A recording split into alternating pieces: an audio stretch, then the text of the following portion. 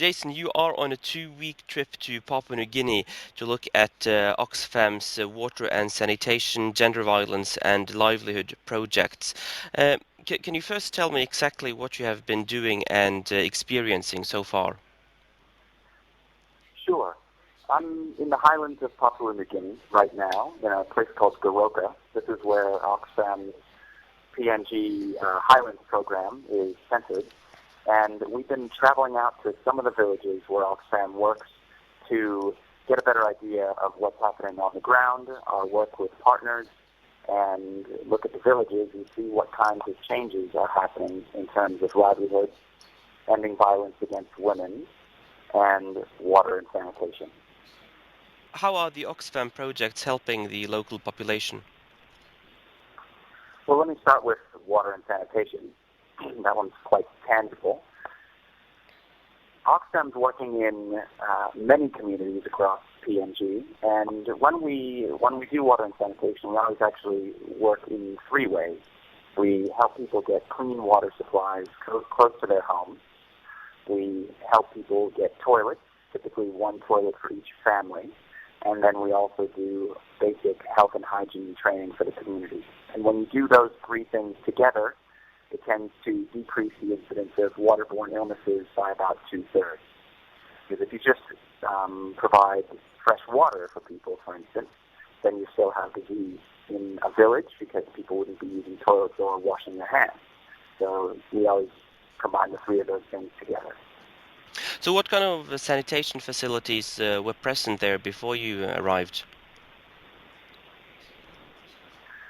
Well, in some cases, people do have very basic toilets, but oftentimes the places that we've been, the toilets have been in such bad shape that people aren't using them anymore. For instance, just a very basic pit toilet where either the toilet is filled up or it's quite wet up here right now. It's the rainy season, and sometimes the walls of those toilets collapse in and people just sort of stop using them. So it's basically the most common way that people live in the villages is by practicing what they call open defecation, which means they're just going to the bathroom behind a bush, under a tree, all over the village, more or less. So for sanitation, we're helping communities to dig what we call VIP latrines, which is a ventilated, improved pit latrine. So they're quite sturdy. They have a concrete pad and then a pipe that actually ventilates the smell up and out of a superstructure, a little house on top, to keep the smells away, which helps keep the flies down. So much better quality toilets. And the great thing about these ventilated improved pit latrines is that they last for years, and when they do fill up, it's quite easy to pick up the superstructure over the top, move it over, dig a new pit, and pick up the concrete slab and roll it, because those concrete slabs are circular, and just roll it to a new location, specifically designed so that 2 women from a village can actually move the toilet and place it in a new site. And you're also working towards limiting gender violence and promoting livelihood projects. What can you tell me about that? That's right. Oxfam has quite a large gender violence program, so we call it Ending Violence Against Women. And part of that program is actually has to do with sorcery. And that involves quite a range of services that we provide for women with multiple different partner organizations up here. Gender violence is endemic in Papua New Guinea. I've heard statistics that say by a woman's mid-20s, she has a 65% chance of having experienced gender violence at some point. Rape is very common, oftentimes raped by their husbands. And to put it into perspective, that's on par with some places in Africa, for instance, the DRC. So it's like living in a war zone. So Oxfam is working with one partner organization right here in Goroka called Cafe Women's Organization, and they provide a range of support services for women. So when women have been assaulted, they can help them with the basic medical needs, help make sure they get to a hospital or health center so that in the immediate they're being medically looked after, help them get to a safe place. set up in a location with some shelter and some food, where they're no longer at such high risk.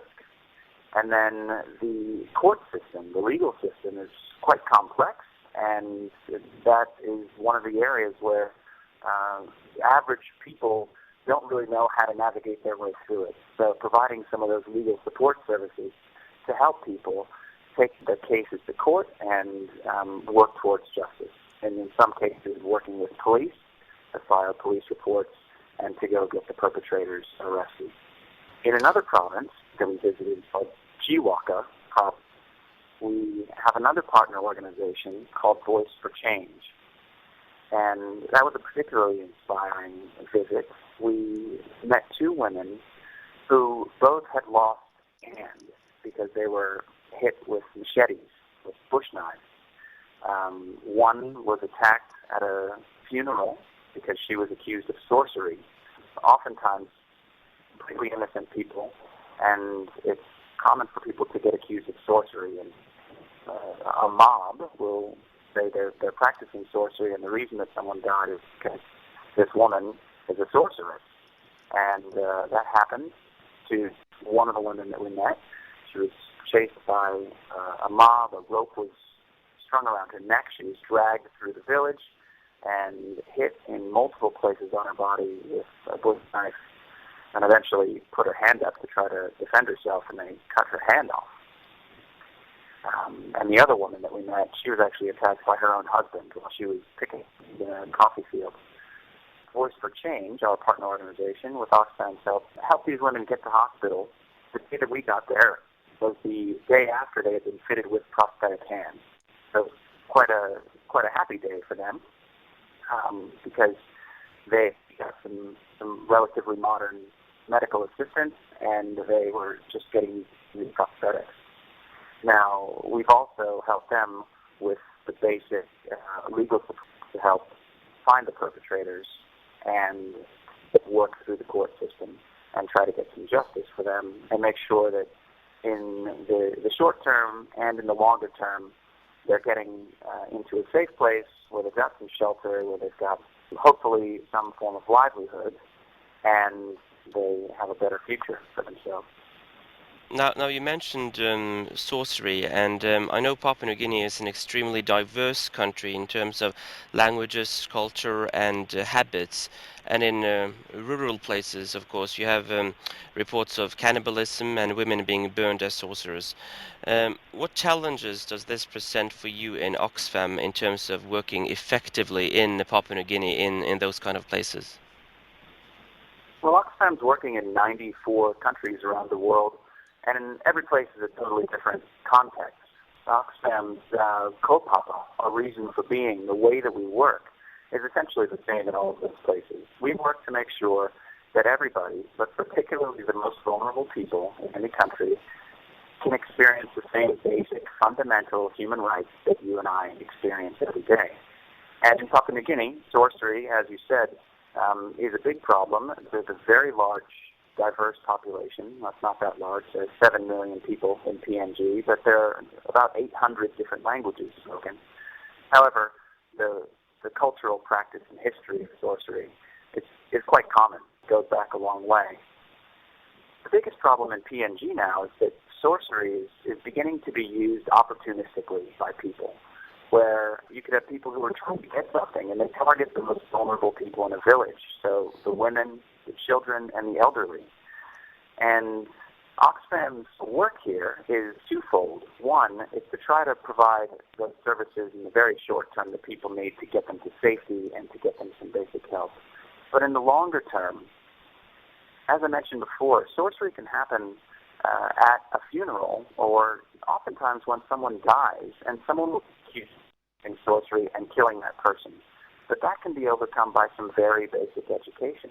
And that's one of the things that Oxfam is working on, to help give people the basic scientific facts, to let them know that people are dying because of preventable diseases, treatable diseases, things like malaria, things like cholera.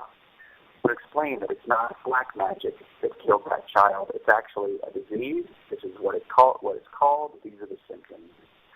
So when we can help people get that basic education And oftentimes it's quite simple to do that. We can keep people in school by giving them clean water and toilets. We can keep people in school by giving them a basic source of livelihood that allows parents to pay for their kids' school fees. And when they can get that basic education in the long term, that has an impact on these sorcery allegations. It's a long uphill battle, but certainly been inspiring to see some of the work that's happening here in PNG. So teaching the local population about diseases and giving them concrete information, that is, in your view, the best recipe against sorcery, is it? In the long term, it certainly, on a personal level, is quite effective.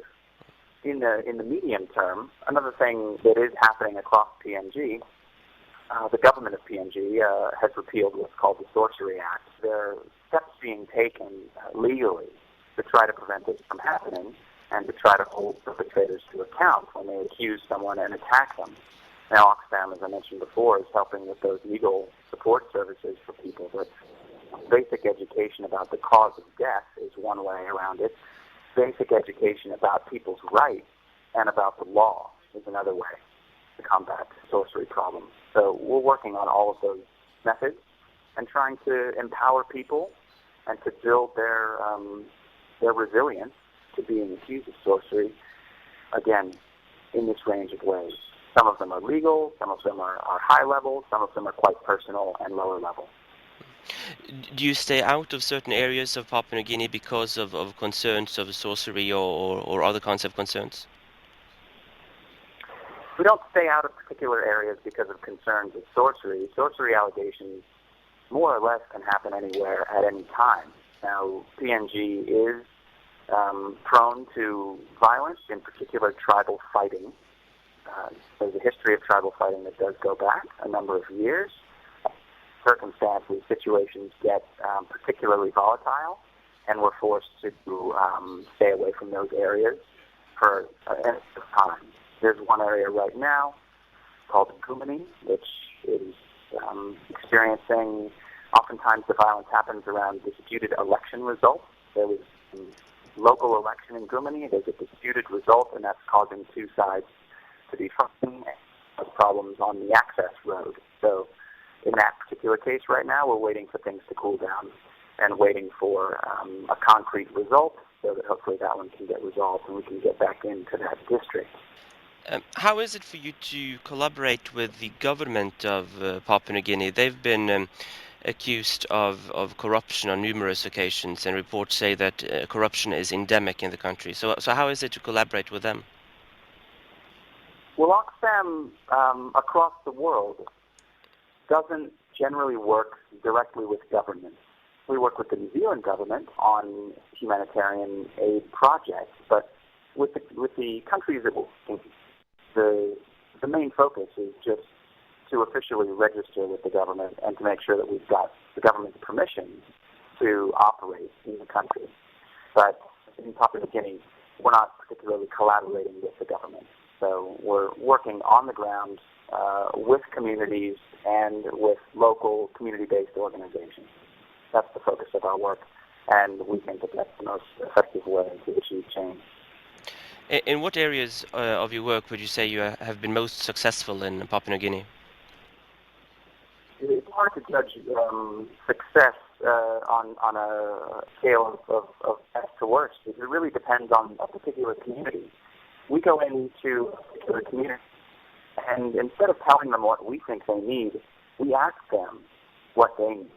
And so in some communities, livelihood is the biggest problem for them. So in that case, we might work with a livelihood partner or work directly to help them grow more food, grow a wider diversity of food, to do it better, and to generate a surplus, and then to help them get that surplus to market so that they have a source of income. We're doing that up in a region of the highlands in Cebu province, where we're helping people to grow bulb onions. And for them, they were absolutely ecstatic. They were thrilled with the thought that they had this beautiful nursery full of onion seedlings that were going to be transplanted soon, grow into bulb onions, and bulb onions are quite valuable here. They fetch a high price at market. and they were going to be able to get to market and make an income so that they could keep their kids in school and pay their school fees. In other communities, water is the biggest problem. We did one community walked with a couple down to the water source where they have to collect water every day. We interviewed a husband and wife. The woman was in her late 40s. The man was in his early 60s. This woman has to walk down to the water source every single day. She carries about 35 liters of water. She's got a 20-liter container in a bilum, in a woven bag on her head and hanging on her back, and then an extra 5-liter containers in each hand. I actually tried to pick up the amount of water that she picks up and carry it up this hill, and the highlands are quite steep, and it's the rainy season, so it's very muddy. It was amazingly hard. This woman has an unbelievable chore every day in, day out, whether she feels good or whether she feels bad. And so for them, water is a major, major issue, and we're just on the cusp of starting a water and sanitation project in that village. So for them, this is the most effective way in the short term to bring a water tap stand right next to their houses. And again, they're so thankful. They're just this particular woman, her name is Margaret. She's really excited at the prospect of not having to do this walk every single day. That's really interesting, Jason. Thanks a lot. So I think I've asked all my questions now. Is there anything else you'd like to add or emphasize? Sure. I just wanted to let people know in New Zealand that PNG is right here in our Pacific neighborhood, and that when you look at the basic poverty indicators in Papua New Guinea, they are similar to the situation in sub-Saharan Africa. The Pacific is not just a place where people go for holidays. It's not just white sand beaches and palm trees. There is extreme poverty right here in our backyard. But I want people to know that these are not unsolvable problems. Oftentimes it's very simple solutions like constructing a toilet that has a huge impact on people's lives, like explaining to them how diseases get transmitted and what hand washing with soap can do. These are really inspiring things that we can do. There's much more to be done, and I really encourage people to check out oxfam.org.nz and to get involved.